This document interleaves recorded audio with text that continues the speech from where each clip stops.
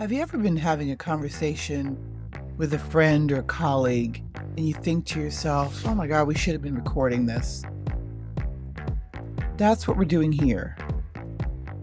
People reach out and we make plans to have conversations. And my only ask is that we record them so that we can share them with the community. Right. Okay. I think we're We're recording. recording. Great. Bonnie, thanks for letting me reach out and having this conversation. I'm super excited for it. I couldn't stop you, Bill. I dove right in. No, no, what I mean is I love that people reach out and then they're willing to kind of play in the sandbox and say, "What? I want to have a conversation with you, but let's try out this piece of tech while we're doing it." And you're like, "Yes." So let's tell people who you are. Yeah. So I'm Bill Eerdmanns, and I'm a data scientist, and I work in commodities at called Cargill, specifically with commodity trading in the. I think the biggest theme I want to say from is in the last 4 to 5 years, I've been doing geospatial remote sensing work, and I've fallen in love with it. It is such a fun space. I'm a very visual person. And so being able to see whether it's piles of a certain commodity or like coal piles in China or something, like it's black from space. And so how can we measure it? Right? And that's a really fun thing connecting that with business. On the other hand, I've looked at piles of clothes from fast fashion in Chile to tulips, Amsterdam, and wildflowers in California. I mean, it depends on the stories you want to make. And it is one of those things I love being creative with this stuff. So, but yeah, I've been in this space, kind of a newcomer, I guess, in a way, to geospatial and do data science at Cargill. Me, nutshell. I also like biking, you can see, and I guess music is really big to me in traffic. See, Um, I like people to say cycling. When I think of biking, I think of Harley. oh, yeah, I should. No, I was a competitive cyclist and Okay. triathlete, so I always I'm always very pure with but it's a great bike. I mean, I'm with you. I'm out on the trails all the time. And I like what you were saying about like seeing things from space because I was looking at Lake Oruro in Mm, Bolivia and you could actually see the plastic pollution. mm, So I mean, there's things you hear stories, and this is kind of how I work. Because like you, I didn't grow up with a geography yep. degree and doing geospatial, and I might have a little different way of looking at it because I think of it as a tool because I'm a data scientist. So I think of all this stuff as tools. I don't think of it as like the end game. It would be like saying I am Python. Yeah, Or it's you mean absurd. and I just saw something on LinkedIn. Somebody was saying like, "Are you still using Python?" Well, then you're a dum dum. You should be using R. And I'm like, who cares what you use? It's about the insights. Like I think last time I told you my favorite quote was it's not the stethoscope, it's the skill of the diagnostician. The stethoscope isn't diagnosing anybody. It's just the tool that the clinician's going to use to get information to give Yep. you insights on your health. And I always think maybe because the data science thing and you have a similar background is I've never been so loyal to the actual tool that I forget where the value lies. Does that make sense? I mean, like certain tools work well for certain problems. And I think where data science comes into play is we get to choose which tools we want to use to solve my problems. Like we're not going to use a sledgehammer, put it in a nail, even though it worked. I think we have a lot. We get to use a little. And that's something too, I guess, like dropping into geospatial, like all these different data types of data are special in a way. And I'm getting to this spatial is special debate a little bit, where audio data has its own quirks, image data has its own quirks, satellite imagery, or then LiDAR, even text or NLP has its own quirks. So everything has its own little special thing. And certainly, like for me, why spatial is special is the visual aspect, and seeing is believing in a way. But then, two, it is just another data source, and combining it with other things is where the power is. I mean, would you agree with that? Oh, yeah, it's kind of funny too because I started working, well, with this group, not working with, but, like, observing them. It's called I don't remember, I don't wanna say the name wrong, but anyway, it should you kind of how to work in the space that we're all in and how to work independently, like if you're a solopreneur or what have you. And I noticed that I really didn't have a portfolio because I my portfolio is usually the images and graphics and videos I put in the talks that I Sure. give, and that's kind of been my deliverable, has been you hire me and you don't hire me for this. This is just what I come with is a big video. And so now I'm pausing and I'm trying to think. You're like, well, I'm usually giving so much information from the stage that I don't include an infographic. I don't include any background information of an area like Goma in the Democratic Republic of Congo and what's happening there with Rwanda and how that's impacting how they're using the airport, how they're using the some of the land uses have changed. Where are all these refugee Right. encampments? How are they influenced by the mining community a little northwest? And these are all spatial considerations, but you need to pause when you're building something that's gonna live beyond you in the sense of a portfolio piece. I'm gonna need to add in more graphic, more maybe I don't have to make it something you can interact with if I don't want to, but the context has to be there because I'm not standing in front of it telling you, "This is the political situation in Goma, in the Democratic Republic of Congo right now." You know what I mean? So I'm learning how to create these pieces that don't need me to make them make sense. Why are you building out your portfolio with some more information to tell a narrative when you aren't able to send out a video or that you want your content to speak for itself? Why are you building out your portfolio like you need it for potential jobs as a consultant? Or I I want to have a more self asynchronous way of finding out who I am and the types of things I do because of the world we're entering in where contracts are not going to be what they used to be. And we can't rely on, say, federal work. And we can't necessarily, I was doing a lot of medical things and what's happening now with the NIH, what's happening, all of these things are not going to be there. So you really have to think beyond. I don't want to feel victimized by any political reframing of the type of work I do. And to be honest with you, hopping on a plane 3 times a week isn't really scalable. yeah, And as much as I love it, but and it's not even for work. What I think is it's part of how you think through things, how you think through design elements. I think of myself as an artist in a way, and I'm building videography, but I also want to use my own content. Like, I wanna go film the river that has the pollution. I wanna go film the success story of people that were able to do floating rivers and now have beavers working in rivers that used to just have blight and pollution. I want to not have to rely on snazzy, but true, the videos that already exist.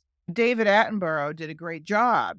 I'm I'm not gonna beat that, but I'm interested in being more of a curator in original content, and that kind of starts with creating my own little background charts and things to accompany the video. That makes sense. it's- yeah, no. So, I mean, one of the main reasons I reached out was I really wanted to understand why going to consult. I know there's certain kinds of freedoms that you get. I know there's certain freedoms you don't have anymore. I think I even phrased it before our chat, like the good, the bad, and the ugly about consulting. Because you've been consulting for, well, actually, I'll let you say how long you've been consulting, and maybe start off with what's the ugly side of maybe No consulting. idea. I think it's been over 10 Sure. years. I feel like because I had the perfect job at one point and it went Mm-hmm. away because it was bought by a company and then kind of disbanded. And I started working on my own and there was so much work. I mean, there was just so much. And I just said, "Oh, well, this is where we're gonna go." And I thought the good part of it is I can work anytime, and the bad part is I can work Mm, anytime. And I had a lot of relationships in healthcare and medicine that I had had since the beginning. I worked pretty much, gosh, I want to say 20 years ago in HIV at GlaxoSmithKline on a contract. And so we went from research in HIV to now having it be a chronic illness that people survive, all the way to a group of physicians that reached out from Johns Hopkins that were like, well, now that we have all these people that are surviving and they are expected to be long lived, how do we manage the side effects that are showing up, like aberrant metabolism? How do we deal with people with heart disease associated with taking drugs that we thought were for the short term that are actually saving their lives? And so I was part of that evolution, and infectious disease became something I was very interested in. And then from there, I kind of moved into other areas. And somewhere along the line, we started looking at hypertension and thinking about it as being racially, I don't know the word I want to use. They're profiling racially, saying that blacks have worse this, worse that, blah, blah, blah. And when I went back and looked at the census data and then looked at the data we had on hand, we realized that it's not a biologic proxy for anything. It's a social construct. And if you want to look at the biologic proxy, you have to name it. Like you have to say reactive oxygen species, or you have to say some level of something that's different in different sorts of populations and why. But my whole thing was, without getting technical, is like if you stress a whole portion of the demographic population in certain ways, well, then yes, you're going to have different blood factors and measurements and things that are going to impact. So, what we were doing is looking at geography being a stronger signal and what was in those environments and in those places. Because the saying, the map is not the territory. The territory cannot be reflected in a two-dimensional projection into a 3D space. That's still not the territory. The territory is, what are the boundaries of this area? What's the water like in this area? What's the air quality? What's the built infrastructure look like? What does access look like? Those were the big questions, and they were all geospatial. I wasn't looking for geospatial. I just started digging and digging and looking at all the tools that would bubble up to the surface. I had to learn Python so I could go in and look at these data sets. And I wanted to look at the census data with a Pythonic lens because it was a lot, because if you've ever looked at census data, it's a hot mess. So, and then I learned Esri products. And then I started teaching workshops and being invited to speak. And I just felt a certain way about being at the podium and getting everyone all fired up, and then they have to go make a financial investment if they weren't part of a company that had a license. So I discovered QGIS, and I'm sorry, back in the day, that thing was rough. I mean, look, it's not like it is today at all, at all. is what you're saying. Oh yeah. I mean, like it was not what you see today. And that speaks to the community that built it up and out and invested time in this. It's no longer like the poor little, like, stepsister of Ezra, you know what I mean? It's like, I think you can function fantastically with it, and I'm open source all the way. And so that's how I was able to independently, like you, not being geospatially indoctrinated from day one, I was able to skill up and learn from some of the best in the business, like Chusun Wu. I mean, he's got the big tutorial. My friend The man is a pardon? machine. He's Content just good. he just gets out there. Yeah, it's quality content too. Yeah. And I just logged in and started taking his latest, and he's got his little he's all branded now. Like, he's got the little loom circle, and he's just great. And having been lucky enough to meet him in person a couple times, he's just the real deal. That's just him. And there's other people like Ujaval, Hans. These are people that I just let Anita Grazier, these are people I just kind of discovered and then went all in on and learned enough to independently move myself forward and understand geospatial to use it as a tool. And like I was joking with you when we spoke before, you're a data scientist and you have the spreadsheet, and all of a sudden you have all these extra columns. Now you can do lat long, where people are, you got coordinates, you got all the system to say where something happened and to be able to look at those areas, I think is just so powerful. Just your transition from healthcare, and maybe not transition, I mean like discovering the geospatialness of the data. You started doing work with these zip codes, and that has transitioned or created more opportunities and, like you mentioned, speaking engagements, kind of thing. That's over a 10-year career of consulting. I mean, what were those first 6 to 18 months like working for yourself? Well, it was easy back in those days. I have to tell you, I've been doing it for so Oh, long. damn, It I was missed the boat. easy. It's like I should have bought a house in Yeah, yeah, 2007. you did because it was before this was before social media had really Sure. taken off. I mean, it was word of mouth. You were literally getting emails from people and phone calls. And what I decided to do, I noticed a lot of writers and content developers were going to conferences for content developers and writers. I'm going to the I'm going to the cardiology conference. I'm going to where they need my skills and I'm going to speak there. I'm not going to go in a room full of me. What's the point of Right. that? So I would show up to these big NIH open discussions and I would look to see what was going on in DC because they would have these open sessions where you could ask questions about research. So I would stand up at the mic. I knew my stuff. There's an expression, I knew my onions. I studied the research. I knew what was going on. And I got on the podium. And it was funny because my company at that time was called Data and Donuts. So I'd get up there and I would be giving them these well-researched questions. And so they're expecting me to say that I'm with some major news agency. And they're like, "Oh, I'm sorry, where are you from?" I'm like, "Data Donuts." They would laugh and they would remember that because that was part of I got the name from when I worked for a cardiologist and he had all these research fellows in his care, so to speak, and they worked hard and they had all this research and nobody would come to hear the data analytic side of their research. A yawn, yawn, right? So I would tell them, come for the donuts, stay for the data. So we'd go out and get these big things of donuts. So I just thought it was so funny when I went on my own, data and donuts. I'll get you in here with a little story, a little bit of the sweetness about what's going on in this area. And then I'm going to hit you with the data. You're not even going to see it coming. So that's what that was all about. But then when I evolved into geospatial and it was just a tool, people would invite me to speak because I'd written all the books. They no one's and I would say, here's what I'm going to talk about, but nobody tells you what data to use, at least not in my experience.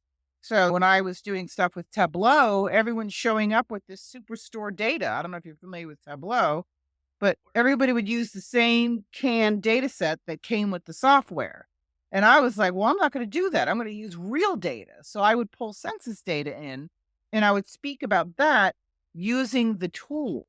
Because, like I said, Bill, it's not the tool. So, like, I would be able to say things like, people would show things like, oh, look, we have the colonoscopy rate is higher. And we're tracking that in the hospital admin system. All right, well, what's the bowel perforation rate? And they would be like, what are you talking about? Well, that's the risk of doing a colonoscopy in certain populations. So if you're benefiting the population, let's see what that bowel perforation rate is. But these were questions nobody was asking. But if you look at the data and you think about the data and don't just regurgitate it, you can do that in whatever, whether you're talking about healthcare, whether you're talking about the built infrastructure, whether you're talking about infrastructure in general, whether you're looking at digital twins, whatever your area is that you're excited about, why does the tool matter necessarily? I mean, I spend time now teaching people how to use the tools because I think they don't realize how accessible a lot of it is. things that I see on work and networking around geospatial in general. Some of the use cases are so table stakes is the wrong word, but for example, like precision ag with remote sensing.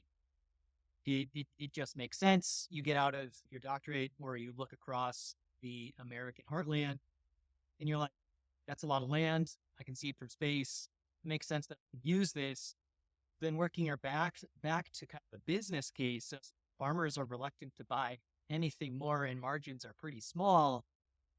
Um, where where I find value, this is the point where I'm trying to get, where I find value is thinking about these things in a different way, in a creative way. So just like you bringing that census data to Tableau, it's not about the tool, it's about the domain expertise and or the data that is used in a creative way within that tool.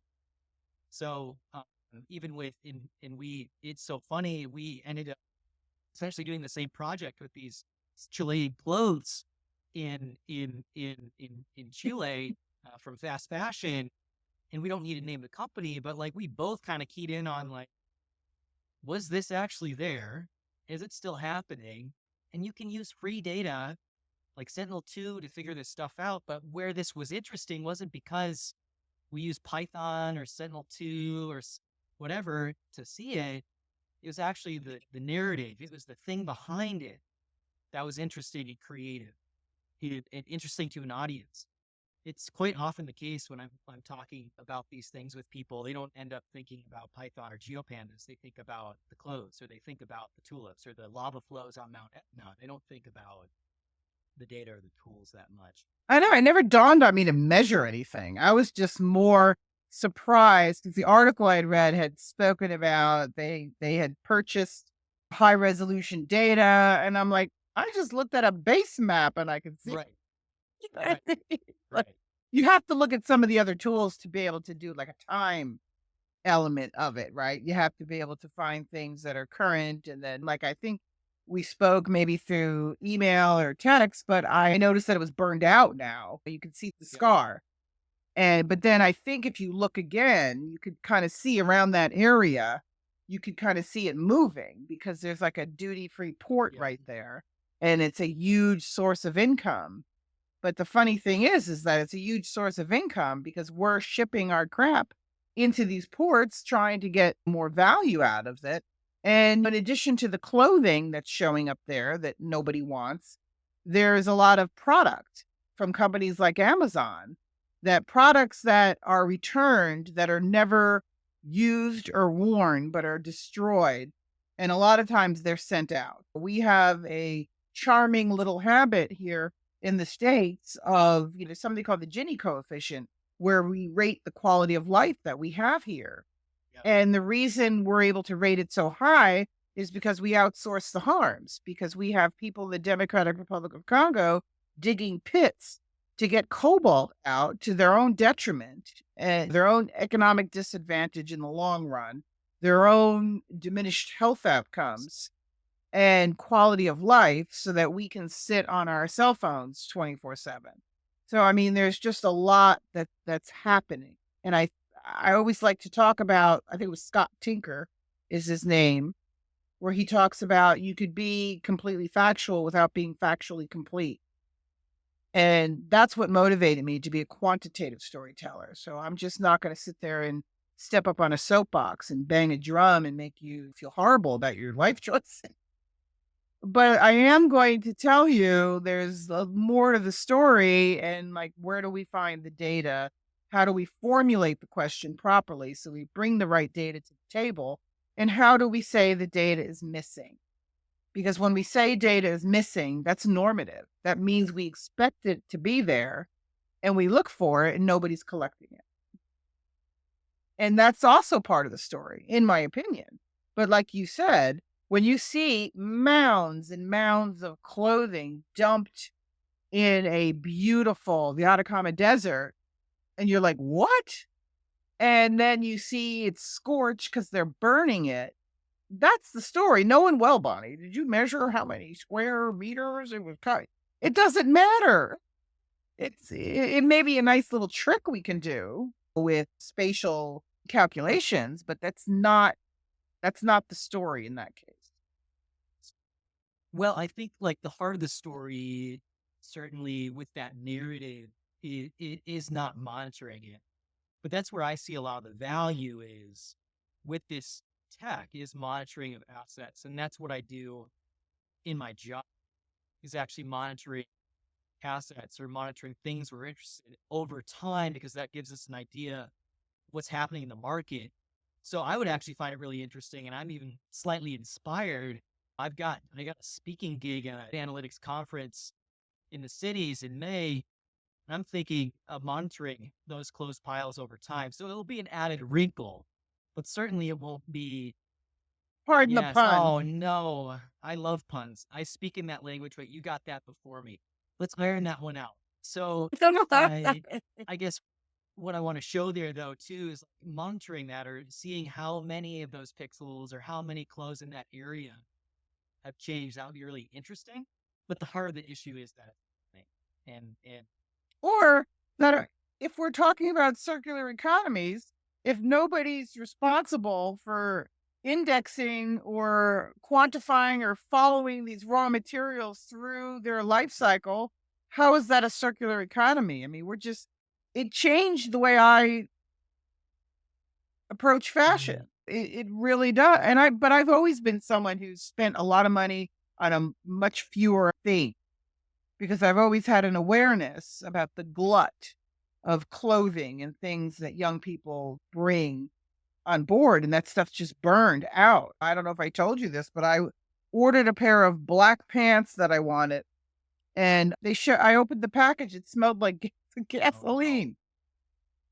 Like they came somewhere from China. I didn't know. I wasn't paying Yeah. attention. My kids are all like, "Don't order anything off Instagram, mom." I didn't know. I just wanted these pants. They looked nice. They looked affordable. And then I should have known when it started taking so much time for them to arrive that they were coming from parts unknown. And lesson learned. But I think we don't realize how we all have this ability to make minor little changes in our life. And I know this kind of goes off brand a little bit, but I'm always surprised how if you're geospatial aligned and you can access satellite data and you're doing it from an analysis perspective, why aren't more people looking at the environment and what we're doing? Like, why is everyone saying AI, AI, AI without going back and saying, wait a second, where's the energy coming from to fuel these systems if we're already at peak energy? And if you look at energy flows, the density of renewables is additive. There's nothing out there that can replace petroleum and fossil fuels. It's all going to be additive. And I'm not saying that because I'm some guru. I'm looking at the data. I'm like, where all of a sudden the demand is up.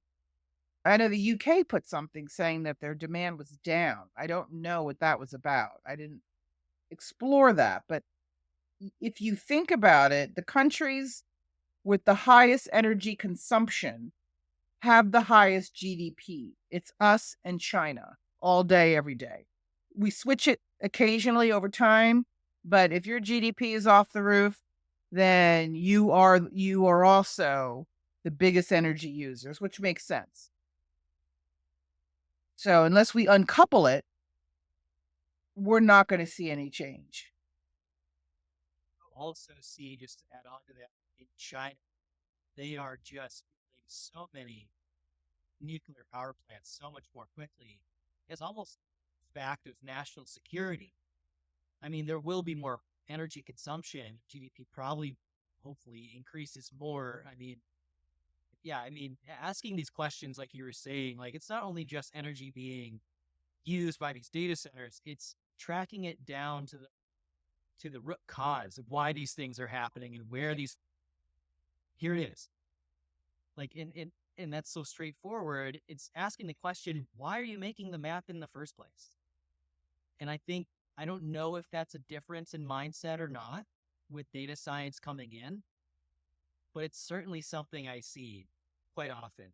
Just give me the, Well, but I'm also a journalist, okay, so I think about things like that. Like you have to look at China. There's like three big things in China that you need to know is the bridge to roads. When they brought that on board, they decided we're not going to be beholden to what the US is doing with their dollar anymore. We're going to build out. And they certainly did. They own 85%, I think, of the production of all these Yep. minerals that we need to survive in our supply chain. It's there, 85% production.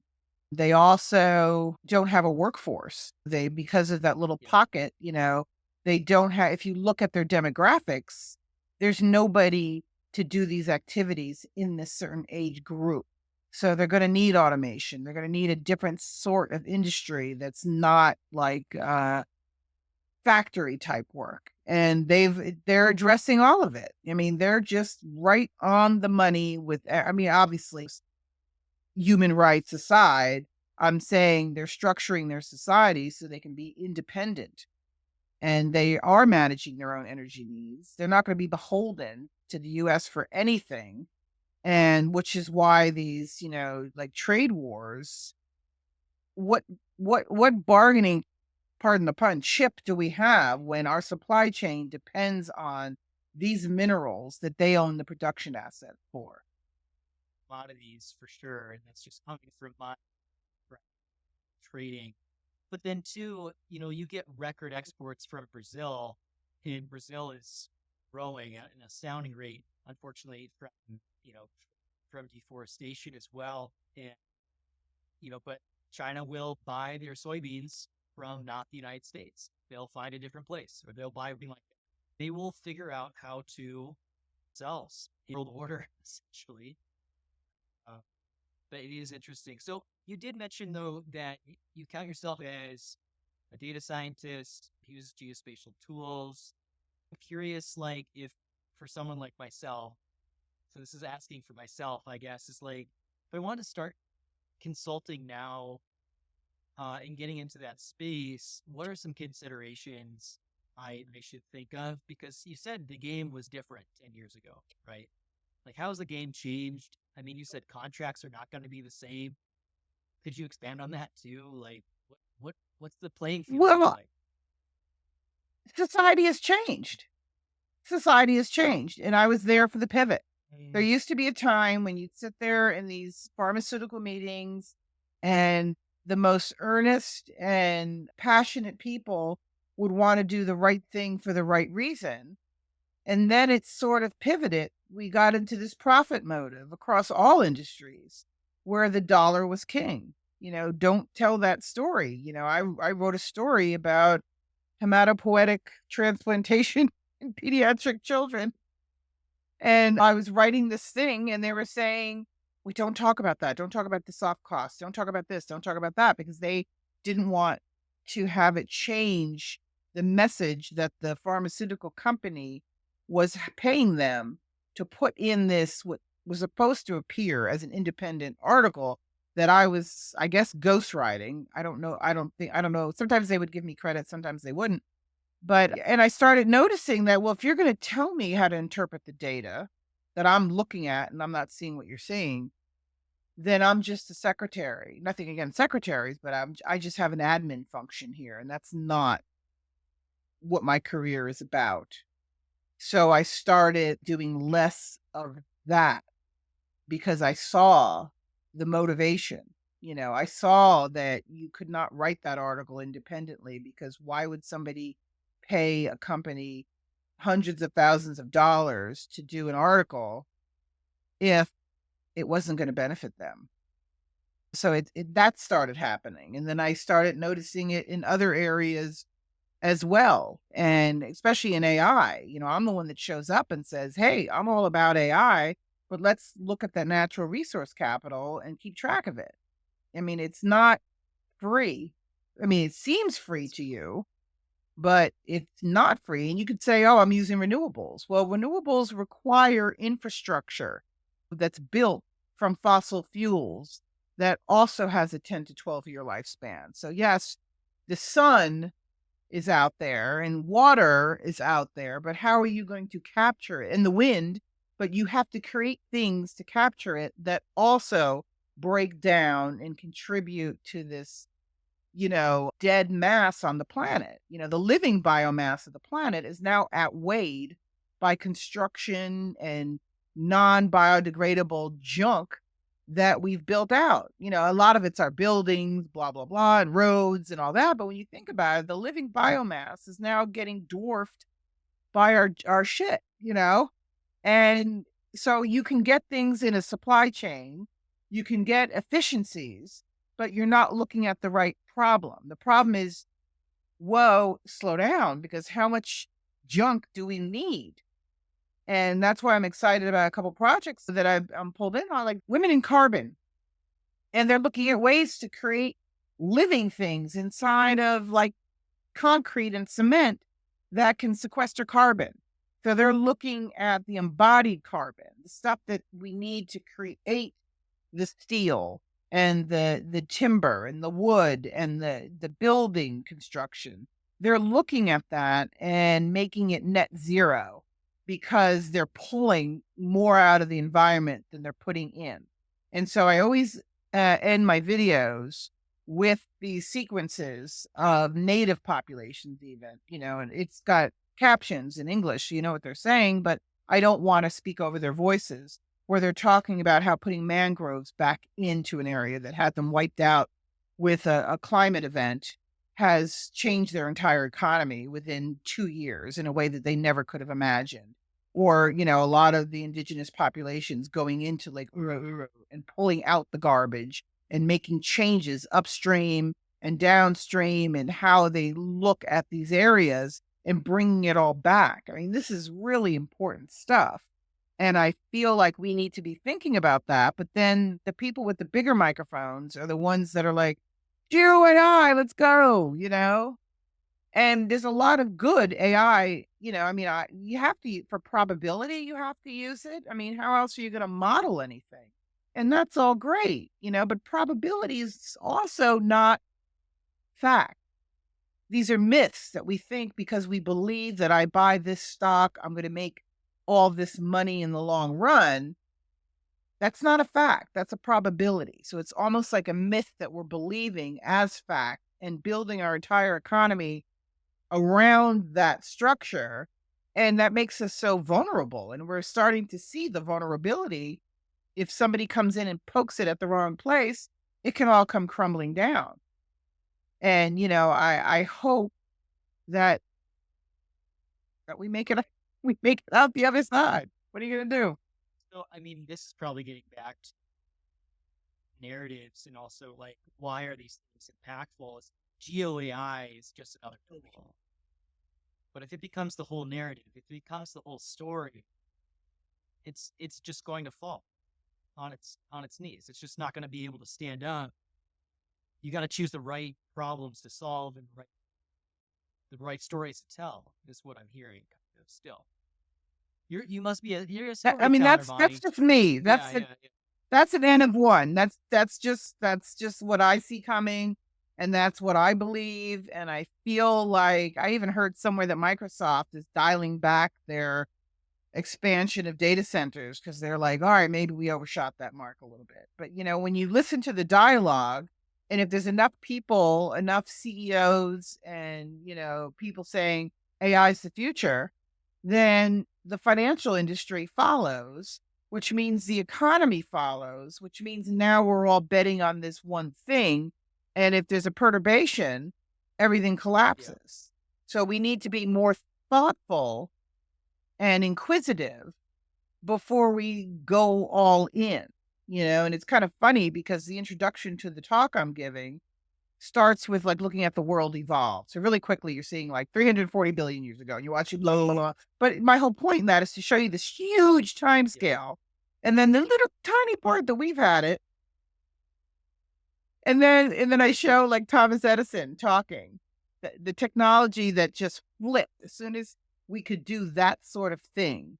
Like, little, like, telegraph, all of a sudden became our voice.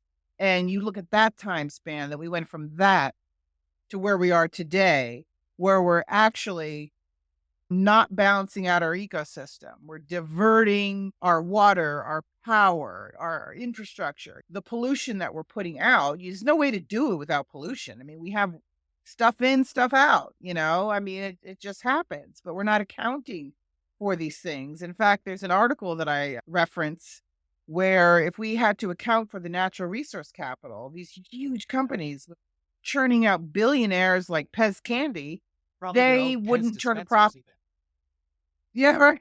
But they wouldn't turn a profit if they had to be accountable for the natural resource capital they use because those are finite resources. They're not, I mean, we'll always be able to get oil out of this planet while we're on it. Now, what's that going to entail? And can everyone afford it? And who's going to have access to it? Because a lot of people don't realize that oil in different regions in the country are not the same. You go to part like the US has a very light oil. That's wonderful for gasoline and fuel, but if you want, like, asphalt and, like, petroleum for airplanes, you gotta go somewhere else for that. So, all oil's not created equal. Sometimes people just sit back and go, "Well, the US, we have the most oil." It's not the right kind. We don't have the refinery capability to stick the gasoline back in the ground because everyone's using electric vehicles and just pull out the petroleum. It's all coming out at this stage. Yes, innovation might help us to learn how to use it differently, but these are all factually complete questions that we're not asking. And if we're geospatial folks, we can look, we can see. I look at fishing vessels, and inherently because of that, I'm looking at all the vessels that are coming through the Panama Canal versus the Straits of Hormuz, different regions because of conflict. And you can do this over time. These are powerful stories that people don't tell. They just say, buy my tracking software, and that doesn't motivate me. Those are the people that are invited to conferences because oh, this person could sponsor us and then we'll make money. And, they don't want a little voice like me up there saying like, well, have you ever thought of this? That's not a business model for them, but it inspires me. I mean, if you saw the books, that I read, I mean, like, here's a good one I want to hold up. I don't know if I showed you this one or not. Imagine Futures. This is great. The tagline on there is fictional expectations and capitalist dynamics. I mean, I get it. That's not a geospatial text, but I mean, how do I make sense of what I'm looking at geospatially if I have no context? At work in the runes, finding our place in the time of climate crisis and other emergencies. I mean, like you have to read different voices, different perspectives. You know, it's so important. And because I do a lot of consulting, this is a book you made. These are the books that I just have, they're just laying around. This book right here about organizational culture and leadership, it's an old standard, but when you're dropped into a company and I'd come into the company and like they would be resistant because not only I'm female, I'm non-white, and I've been brought in and now they have to be in these meetings and listen to this chick, tell them what for. And I always used to open with, I was brought in because there's something not being done in this team that we need to do. And if they start getting grumpy, I said, "Look, I've been here for 20 minutes and I can give you the 3 names of the people that are the biggest barriers to this project moving forward. I could do that if you want, or we could just kind of all align for the afternoon and see what kind of change we can introduce." And everybody would just fall in line immediately because it's very easy if you're coming from the outside. And because I consulted across so many different industries and companies, it's almost like you've seen all the little wrinkly tubes in the medicine cabinet that you can possibly ever see. So, so you know what all the little weird diseases are that are behind that curtain, and you can see the people that are like perpetuating it. And I could hear the guy, the boss, was like saying, like, "Well, what I'm hearing you say," and I'm like, "Oh my god." Like, they told you how to be a boss, and they say that you have to repeat back to the person, da, da, da, da, da. And I always feel like you're supposed to do that, but you're supposed to kinda hide it a little bit. It's not Yeah. supposed to be so obvious, in my opinion. These are subtle things you learn in business school, but you're not supposed to, like, well, if I'm looking at the supply demand chart, this is what I'm no, no, no, no. You're just supposed to know how to view the world through this lens based on your experiences and your education. It's not supposed to be this like literal, like da da da da da da da, you know. Maybe it is. I don't know. What do I know, Bill? What would you like if you had a spectrum of 0 to 100% of success?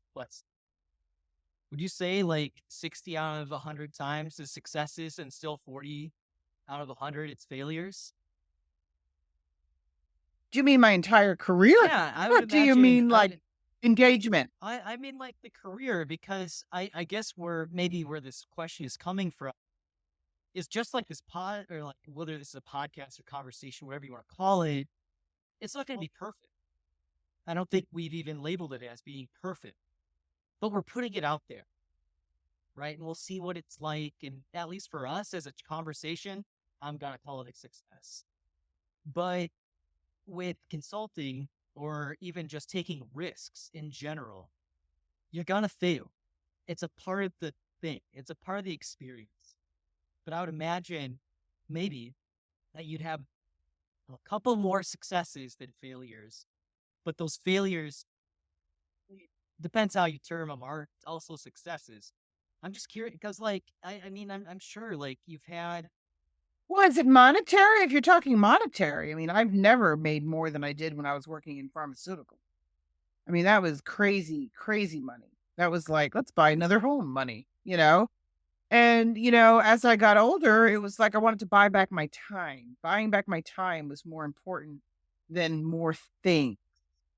And, just recently, I mean, I spent the month of May, I had a couple speaking engagements in Europe, but I ran mountain trails on Mont Blanc and saw an elk drinking water at the side of the creek. I had to navigate avalanche prone areas and judge my own safety based on my, understanding of how to use a compass and the geography of the area and being able to tap into that.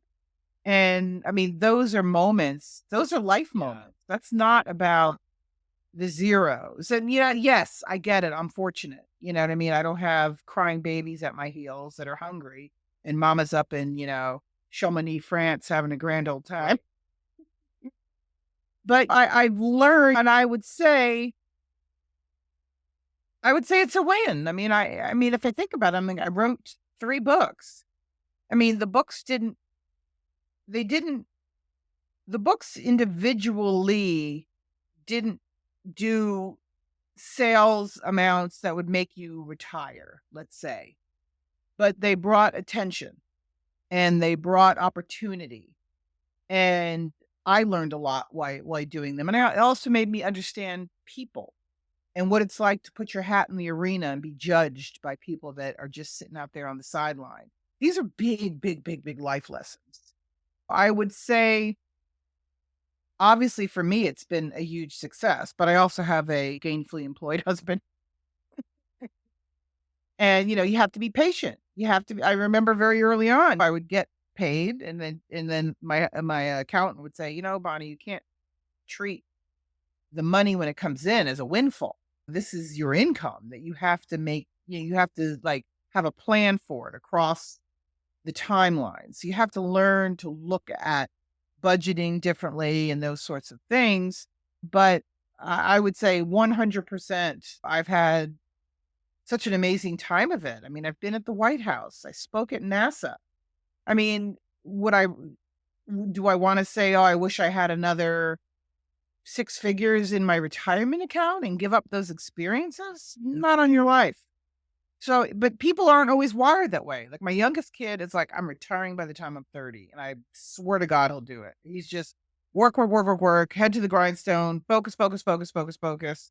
And I was more like, is this going to be what I remember? Is this what going to be? And, my other son, he's more like, he's very dutiful. He likes the boundaries of that work environment. He loves, this is where I go. This is what I do. Now I'm done doing it. I mean, he does, and that's very different from me. Like I go head forward into everything. And that's why when you asked me before, like, why am I interested in like a portfolio? Because I don't know what's coming next. I'm going after a couple grants for some opportunities in different countries. You need to have things that look familiar to people because I can't send people a 45-minute video that's ginormous because it's filled with film and me talking and, live coding and all that. I mean, they're not going to know what to do with that because if I'm not with it, talking through it, they don't really know anything. I can create little snippets and narrate it for them, but I have to think about that. I really have to think about what is it selling,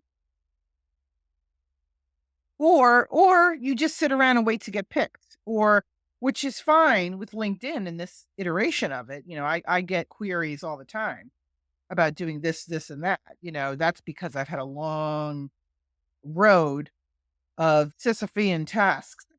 You know what I mean? I put my time in, let's just say. And it's nice too because when you're public with your content, people know whether you're for them or not. Like, I'm not everyone's you can't please everyone. I'm not a pizza, you know? Privacy from piece. Yeah, also beyond the monetary thing with failures and success. Some content you're gonna put out there is gonna get really good traction. Some of it might not, and some of it might get traction 6 to 12 months later, and you have no idea why. But I think what I'm inspired, And I and don't you don't care. care. That's a huge thing. No. Nope, I don't SEO, I don't do anything. But go ahead. That wasn't your No, question. no, I think maybe this is just maybe an encouragement to people thinking, and myself included, about starting to create a brand or thinking about consulting or these kind of things. It's just putting stuff out there. And I think you already even said the answer. It's like not caring in a way. I think it amuses me. Like yesterday I wrote something that touched me. There's a word in Iceland that in Icelandic that I don't even know how to pronounce, but it means just enough light to see your sheep. And I remember and I thought, what a beautiful word that there is a word that means this thing. And think of the abundance that we build into our lives that we don't need. And it's just saying just enough. And then I was also using it as a balm for the soul. Like, just find the stuff that matters and keep it close so that you can see it. So there was a double, and it doesn't have anything necessarily to do with geospatial, but there's a lot of people hurting right now that are losing jobs. And I've been laid off, and it's a gut punch. It is a huge gut punch. Even if you get a severance. I once got a severance, and the only part of the deal was don't say anything bad about us for 12 months. They gave me this big bucket of money just don't say anything bad. That shows you what they were worried about. But it's an awful feeling. And if you have a family and you have to figure it all out, it's frightening. So when people ask me, well, Bonnie, how do I build a brand? I'm like, you start 3 years ago. So even if you're not somebody that's leaving a company, start having a presence, start helping people, start being of service, share your special little secret sauce, whatever that might be.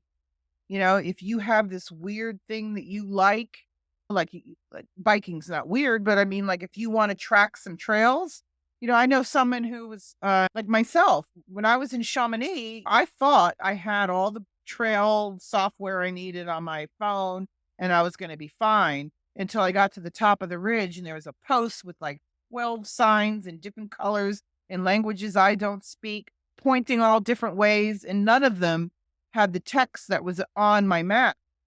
And in that moment, you just have to figure it out. You just have to figure out what do you do now? And that would be an interesting story if that's what I want if I was writing about my running life. But that could also be a story about, so I could take that story back and think about how that looks professionally. The road less traveled. I went here and I didn't go there. When I was very young, when I was just married, I worked for a temp agency And they put me in a it was a beautiful job in a little gallery bookstore in San Francisco, and I met the most fascinating people you can imagine. And then when it was boring, I would take a book off the shelf and I would read it. I'm reading about like uh Diego Rivera, front to cover, Frida Kahlo, front to cover, George O'Keeffe, front to cover, less known people, just amusing myself and passing the time. Now I own that knowledge. And then they put me in a consultancy, a financial services company, which was fascinating. I didn't know anything about it. I just used common sense, did what I did, talked to people, engaged with clients, blah, blah, blah. And I remember the guy takes me into his office. His name was Bob Crudup. He brings me in his office and he's like, "Well, how would you like to be a consultant? How would you like to be an analyst?" And I'm like, "I'm not going back to school for love or money." This is what I'm thinking. And he's like, "You know what? There's some things you just can't teach somebody, and you possess that." And he offered, I don't, that's the only sliding door experience I ever had where if I had gone that way and not this way, how would I have felt about it?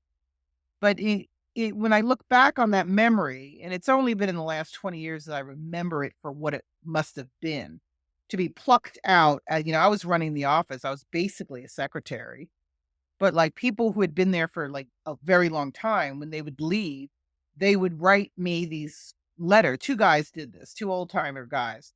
They had written this letter, anything coming to this office after I leave is yours. Because, you get a lot of retirement gifts. And they meant it. They're like, "You keep every single thing that comes." And they said, "We're gonna write this for you. We're having it notarized so that, like, there's never a problem." And I still have some of the things that they were gifted me. Some of it was like Amex gift cards, all this stuff. And I realized that maybe I have a unique way of looking at the world. Maybe that will serve me well. And maybe being curious doesn't mean you're dumb, it means you're curious. So, from that moment on, I read the front page of the Wall Street Journal every day because, that was what I was tasked in graduate school. They're like, "You read this in economics." They wanted to read it so they could have a conversation with you because the professor was tired of standing up there looking at a bunch of idiots that were only thinking about the next frat party they were going to go to. So he would give us these reading assignments. And these are habits I kept to this day. And that's what I'm saying, bringing it back to geospatial. To me, it's not just geospatial. And I know that offends a lot of people, but I feel like it's such a powerful perspective and lens. But remember, if we're not looking with the right projection, we're also distorting, right? So we have to be clear in our thought and our context, or we're going to be that weird blotto thing on the map because we're not in the right, we're not looking at it the right way. And, that's my cautionary tale. And Oh yeah, this is way better. Oh Bill, no. welcome to the Oh conversation, Bill. no. No, I think the software might be able to fix it. It's pretty We're gonna powerful. have Do some rapid fire stuff and say what you want to say now that it's clear, and we can use some of that. Yeah, let's do that. So let's do some rapid fire here. I did say this earlier, the good, the bad, the ugly. Can we do a rapid fire on consulting? What is good? What is bad? What is ugly? The good is some of the work that you get to do and the people that you get to meet. I love people that reimagine what collaboration looks like. And there's nothing like that. There's nothing like those types of gigs. The bad is that they're few and Yeah. no, I'm Oh, kidding. okay. Well, the bad well, no, because sometimes you're contacted and it's like, "Here's our budget. Here's what we need you for. How can we make this work?" That if anyone could just do that right off the bat, like, you shouldn't ask people to do things and then you're like, "Well, they didn't expect me to do this free?" You shouldn't have to do anything for free. And I've done things where people have just said, "Look, I can give you this amount of money. That's it. Like $500." And I'm like, "I'll do it." You know what? Because you came first. You told me what you Yeah. had. You respected my time. You get me there. I will do it for that price. You're a nonprofit. I believe in what you're doing. Count me in. Then you get these other people that are like kicking tires and trying to just as little as possible. Well, why don't you do it for exposure? I'm like, I don't need exposure. I'm just not at that season of my career where I care about that sort of thing. I care about the work that I'm doing. Mm. That's kind of nice about having done this for so long. You land in a place of meaning. So the bad is kind of there's not 100% professionalism across the board. People take advantage of people, and I don't know if it's just I mean, I feel like it's probably happening to everyone, but, you see it to different degrees in different populations, and when you get enough people together that look like you, and they say the same thing, you're kind of like, "Hmm," you know? So, I mean, but you know what, that's just life. Sure. I've never looked at I just kinda do my own thing, and I do it confidently, and anyone else, that's their that's something they have to deal with, not me. And the ugly is kind of I don't know if it's me also, but I appear, like, tough just because I have to work in a male-dominated industry, and I'm very comfortable verbally, and I have a very technical mind. But I also am very loyal to a T with colleagues and people that treat me well. So when I feel like that might be betrayed or not Mhm. reciprocated, it still always surprises me. And I just had to get a tougher skin around it. And a friend of mine said, Bonnie, don't let it bother you. Some people are just transactional. And that doesn't mean they think less of you, you don't have any value, they don't enjoy your company, they're just looking at you, thinking of you as an asset. And maybe they enjoy working with you, but they want something out of it. Because, I once came off the stage, and I can't say anything more because it'll be easy to identify. And there was some money on the line where people could put in a proposal and win, contracts. And no less than 3 people pulled me off when I came off the stage, and they were just kind of because this was happening, bubbling. I had nothing to do with it. I had just been on the stage. After I spoke, people were like, "Oh, this is someone that I should know." And because I'm not really cut out from a business, Mhm. cloth, I'm letting it all out. Like, "Here's what you should do. Blah, blah, blah, blah, blah, blah, blah." Like, "Oh, yeah, well, partner, I'll call you on Monday."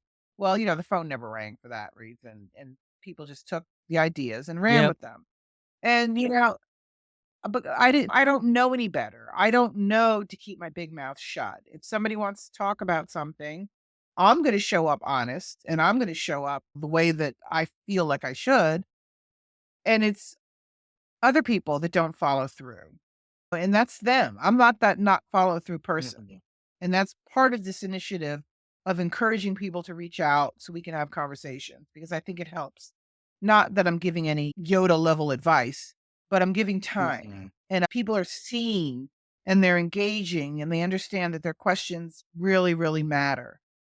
And I think if more people did that, I think that that would be very helpful to many, many, many, many people. And I enjoy it. I work alone. So, it's nice to have engagement, we've met a few times Right. now.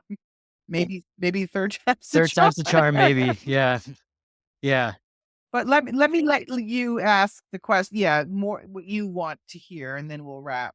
Sure. I think with this, some people, it's not super straightforward to think like you do, like understanding, what's the root cause of some of these things we see in the zeitgeist. So whether that's the energy consumption, things like that. Like, what are some ways on the top of your head that someone can start exercising that muscle of whether it's creativity or whether it's like looking at problems a bit deeper? Like, what are a couple things that someone can use to start doing that? Because in geospatial, if you're just making maps, like asking why you're making the map is really important. So maybe what are some things that you can work those muscles out a little bit more? Well, admit when you don't know something. Mm, Be humble, have a humility. And back to that job I was offered that I didn't know I was being offered real and like what it could have done differently. It would just change the whole trajectory of the industry I worked in. There was a gentleman that worked there. His name was Donko. And he invited my husband and I to a cocktail mm, party. And he probably was a little older than us. But like we left, so we are in San Francisco, and his apartment was just like were like, "Oh my god." I mean, it was an adult. This was an adult affair. So when you're in your 20s and you're invited to, like, an adult Yeah. thing, or maybe early 30s, it was beautiful. It was like a cocktail party. It wasn't like a No, kegger. right. And so there are these people roaming around very well dressed, and they're talking about, like, politics. They're talking about what's going on in Serbia and Croatia and the intricacies of this, and I'm sitting there, like, I said to my husband, I said, "I feel like Tara from Gone with the Wind," you know? "I will never be stupid again," like, I didn't know what they were Yeah. talking about. And here I was reading the Wall Street Journal every day, but I realized there was so much I didn't know that I stopped reading fiction, and I probably only read 3 or 4 fiction books in the last 40 years just because I feel like there's so much I need to know and I need to learn. So that moment humbled me and probably created somebody that always knows there's more to learn. And, I don't read every book cover to cover. I take Seth Godin's advice. I read the book until I get the joke. You know what I mean? Yeah. Like, I got it. no offense to Malcolm Gladwell, but 3 chapters in, I don't have to read 16 more case studies to get the point about that you're trying Adam to Grant make, too. you Yeah. know? Yeah. Yeah, you see Yeah. what I mean? Like, they're marvelous Wonderful. people, but what the only book I've read cover to cover is, Yuval Noah Harari, Nexus. His books, you can't leave anything unread because there's just here, I'll show it. I'll put it up here. I have a ridiculous amount of books, I'll just confess. This book is mind-blowing. It's just mind-blowing. Whether you believe if you think he's political or not political, whatever, the facts are the facts. The way he traces the Gutenberg press to, like, where we are today is just flawless, and you're just like, "What?" So, I think you have to be curious, and it's not for everybody. People just want to all they wanna do is maybe make a map. Yeah. You know, here's the map, here's the hillshade, here's the how I'm gonna do it, bam, done. And that is a thing. That is a perfectly good thing. We need cartographers, we need people that can build these things out. But there's also people that are gonna have questions about the map not being the territory. Like, what else is there and what does it matter? Because it's all conjecture, right? It's all fictions, little fictions that we tell ourselves. And, the more you can tell about a location, I just find it fascinating. Hmm. And did I miss one? Was I going to do three? Oh, two's great. Curiosity and saying you don't know, Yeah. and The biggest one is saying you don't know. And because I learned maybe a little later that because I used to not want to raise my hand in these big meetings or in these, government sponsored things or at the NIH. And then I realized, why not? And there was not one time where I raised my hand where somebody wasn't like, "Oh, let me think for a minute." Like, so it wasn't a dumb question. And even if it was, I always looked at it this way too. If I ask a dumb question, well, then you didn't provide the information to get me there, and I needed clarity. And that's okay too. So be hmm curious. yeah. If one is feeling stuck, so for example, like if someone does feel like I saw this earlier on LinkedIn, for some municipalities, someone was being offered $18 an hour as a junior GIS analyst for some town somewhere. Um, and there was a discussion about whether someone should take that job or not, um, or whether someone is in that job right now and feels stuck. Because I know, like, the second that you switch your name from geospatial analyst to data scientist, you probably increase your salary by several orders, not magnitude, but like quite a bit. If someone feels stuck, what is one or two things that is like they could do even right after, like 30 minutes from now, that they should do? They should see if they're being served by this position Mm, anymore. Because you can look at it two ways. You can look at I'm being paid $18 an hour to learn, which means I'm not paying $30,000 a year to get another degree, so it's different if you're in that role and it's just on repeat and repetition and you're bored out of your mind and you want nothing else. If it's a good company, you could always ask to expand your role, and maybe you don't get compensated immediately for it, but you now become eligible to another for another, position. These are things you have to be comfortable talking about. I mean, if it's $18 an hour and you're learning, that's a whole different thing than someone taking advantage of you. And what is the equivalent of that job somewhere else? And what are your credentials? I mean, like I think I told you, when I was looking at data science, I have an applied analytics executive certificate thing from Mm. Columbia, Fu School of Engineering, but that's all I needed because I already had 3 degrees and I knew how to make it work for me and I knew how to figure out how to navigate field. You need to have an awareness of what you need. What they told me at at UNC Chapel Hill was like, "Bonnie, you're not a thermometer. You don't need another degree. You just focus what you had." Uh, I thought that was so cute. But there are some people that maybe it's time to pay the piper. Like, maybe you need that other degree. mhm. Maybe you're not gonna get ahead without it. Like, I had, a doctorate in chiropractic. I was a chiropractor. And I realized I wasn't gonna be taken as seriously as I should be in science, so I went and studied population genetics after that and degreed in population genetics and was a bench scientist because I wanted to balance out everything I knew about anatomy, physiology, chemistry. I wanted it to be more palpable for people, that wanted to work with me. And I had that was something that I thought mattered to me. But these people just jumping out thinking they're gonna go get a computer science degree, they're gonna chase this or chase that. We've evolved into a certificate community. And I think that's important because anyone going into remote sensing, you're gonna get the latest and greatest of research. If you go to the right place, learn the right thing, you don't even have to pay. There's so many people that are just absolutely brilliant over on YouTube or writing books. I wrote an article recently how to read a book because I think people Yeah. forgot, like, how to use the assets that you have. Mhm. Like data engineering. I have Joe Reese's book. If I need to know something, I pick it up. I didn't read it cover to cover. I have Hala Nelson, she's got math and probabilities. I read that. That's what I read. The information is there. Know how to read it. A lot of people get these books and they start reading the first chapter and they're like, "Ugh," and they put it away. They don't realize that's not how you use books in the modern Yeah. era. I Yeah. don't think. If you're a science and technology person. And I'll tell you, that course I took at Columbia, it made me cry. And I was old. This was like in the last 10 years. It was run poorly. I I almost was the you sandbag said class. you said it made you cry, and I was like, it was so profound. No, so No, the no. opposite. Yeah.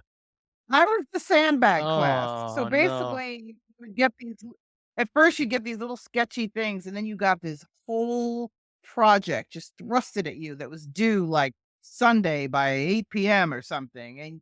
But what I learned from that is we collaborated. We all got together. We looked at the lectures together. We did the research. We figured it out. And that's what taught me to learn how to do Python myself, how I learned SQL. I used to be an R person. I was all R all day, every day, and then I get dropped into this Columbia course, and it's like, "Oh, no, no, we're Python." And I'm like, "Oh, dude, no," Yep. So I learned R, I learned Python, and I learned SQL.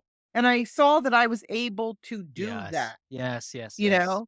And that having to figure stuff out, like when I was studying population genetics as a bench scientist, and my thesis advisor is like, "Bonnie, I don't have time to show you how to use this genetic sequencer." And then he handed me a book about this thick that was the instruction manual. And but that's what broke my brain and turned me into a critical thinker. Yeah, you want to wallow a little bit and whine. Why am I paying you all this? It's so hard. And then you just start. And you're like, oh, okay, okay, okay. And then you just, you end up getting there one way You or gotta take another. that first step, though. That's always the thing. Or you get put, Like I got pushed. I mean, it wasn't like I was looking for some, veneration, like, I need to improve my character, make me suffer. No, I had a baby at home. I was like trying to get back home. Yeah. But I realized this is what I had to do, and I did it. Mhm. And everyone's capable. It's not just me, and it doesn't have to be something that dramatic either. I mean, I worked in a lab that they were doing Drosophila. They were doing like this genetic fly stuff, and I had very long hair. And I would be walking down the hallway, and my husband would catch like one of the little flies that come out, the little fleas, whatever they are, Yeah. Yeah. Drosophila. And he'd look at them. He would look at them because they were weird. They were weird genetic Yeah. mutations. They'd have big red eyes. They'd have one giant wing, one small wing. Like it was like a big joke, like what was gonna fly out of mom's hair next that we could look at, you know? I have a little picture of my little boy when he was probably 2, and he's looking through my books, Yeah. on anatomy and physiology with his little crayon. I mean, you just create the life that you have and you do it the best that you can. And remember, when all is said and done, I feel like my recognition that I could buy back my time was the biggest learn that I had through a long, successful career. And then being more, the consultancy is successful. I mean, don't get me wrong, but it's not the same pace. When I work, I get paid very, very well. So that's how you buy back your time Mhm. and you do work that matters. Mhm. What's more important than that? And, we now, you younger folks can now look at where the industry is going, like Wayne Gretzky, go where the puck's Mhm. going, not where it's been, and figure out what this is going to look like. This world isn't going to have giant, a federal grants necessarily. Well, how are you going to see around that? There are people still doing the work. Go around the federal system and find out who's still doing the work and be part of Right. that. Become something so valuable that they want to bring you on as a consultant. Do fractional. I don't know if you've heard of fractional Yeah. leadership, but startups Yeah. all the time. They might want 20% of a geospatial analyst because they can't build a team, but they need somebody sitting in that seat to help guide them. Tell them you're open to that. Figure out what that's about. Look at the jobs. There's websites for fractional jobs at the CEO level, the C-suite level, and also at the worker bee Mhm. level. Just go out there and just find what interests you and explore it. Write notes to people. You find someone that you meet that you're interested in that might have a role for you, reach out. If you look on my LinkedIn today, there's a young woman who she did the best thing I've ever seen someone do. She's like, "This is who I am." She made a little joke about how she thinks. She talked about the work she does, the kind of work she wants to do, what makes her Mhm. tick, and she'll get a job. Then other people are like, "Oh, I just got laid off. I'm a product engineer. Please send me any of your contact." For what? You have to start a conversation that somebody wants to Right. continue. Like you say the thing, the person's like, "I want to talk to this person." I don't work in her field. I had nothing for her, but I shared her profile on my LinkedIn and I said, "This is how you do it, Right. folks." You know, she, I mean, I'm connected with her, but she didn't ask me to do any of this Mhm. stuff. I just thought, you know what? There's so much stuff that is bad. Maybe we spend more time supporting what's Mhm. good. I think too in being in targeted. I mean, how I reached out to you was I was listening to what was it? Is it Geospatial Wednesday or Thursday Connection, call on innovation, or connections. it was a geospatial thing on LinkedIn. There's two, I was part of Mm. two. Was it It was recent. Yeah, it was within the last 3 or 4 weeks. geospatial Yeah. innovations? Probably with Oh, Linda yeah, yeah, yeah, with Stevens Linda and Will. and Will Yeah, Cattle. and Yeah, Bill, yeah, yeah. And T Bill was Bar. on there. Yes. Yeah, and I was just like, this person is speaking my lingo because we come from the outside. We didn't come from this very fun industry, but coming it from a data scientist and almost a consulting and or problem solving, narrative telling mindset, I was like, I got to get in contact with this person, let alone what we're talking about right now in terms of buying back your time. It's that's really desirable for me. I'd love to just be out in Glacier National Park. That's what that poster is more often than not. I mean, as a funny aside, I put into ChatGPT. This was kind of going around in LinkedIn. It was kind of cheesy, but I put in, "Hey, from what you know about my queries and things like that, make a picture of what it my life looks like." like my That's office life looks like. great. And so many people on LinkedIn had themselves behind a computer. They had a bunch of infographics around them from whatever industry they were in, or in the ones I loved, they were either like in a RV or they're doing something like that, like outside, because that's more me. And mine was it was a picture looking at an office with hiking boots and a bike with some market trends here, but in the window, in the distance is a mountain, a trail, and I was on that trail walking away from that office. And That's that's brilliant. kind of like in terms of like, how did it know that? I don't know, but that's something that I would love to figure out is to buy back time. And I'm so glad I reached out to you, Bonnie. I know we'll keep having conversations. Third time might be the charm. Oh, yeah, they're fun. Um, They're yeah, fun. yeah. But no, I appreciate it so much. And I mean, maybe the last question is how can people reach out to you? I can say for myself, I'm much more active on LinkedIn. I'm on Blue Sky too. You can find me there. I'm Bill Eerdmanns. People can find me. I'm more active on LinkedIn. How about for yourself? How should people? You got your books. That's one way. Well, and my website's Yeah. BonnieMcLean.com. I mean, it couldn't be any that's kinda just where I pulled everything in from, like, YouTube and books and blah, blah, blah, blah, blah over there, and, I'm trying to show it some affection. I switched to Blue Sky from Twitter, so I had, like, 6,000 followers on Twitter. I think I have 150 on Blue Sky. If you know anything about Dunbar's number, you can only know 150 Hmm. people Yeah. anyway. So, the rest is fluff, and I have enough people over here on LinkedIn. I like a really good conversation, and I like people that when they reach out to you, they kind of know who you Hmm. are. I see people all the time that are, "Oh, tell me how you did it all. Do you have time to chat?" I'm like, "Why would I wanna do that?" I write about that ad Right. nauseum. I mean, there's a lot if you said, "I read this article that you wrote on Substack, and it made me think about blah, blah, blah. Can we talk about it?" Sure, I'm all ears, I'll be there, but when you're asking me things that are just absolutely evidence that you have no idea They're who I not am, targeted. I'm not. No. No, no, and there was a guy someone asked me to speak at something, and I'm like, "What's the honoraria?" Never heard from him again. It's like students too. Can you refer me to a job? And I'd be like, I've never met you, let alone what do you even like about a job that you want me to refer you to, and that kind of thing. Yeah, And I just say I don't do that thing. No one's gonna listen to me saying hi to this person. What do I know? mhm, And I do my own thing. I do what I do, and that kind of yeah. thing. But as always, it's great talking to you.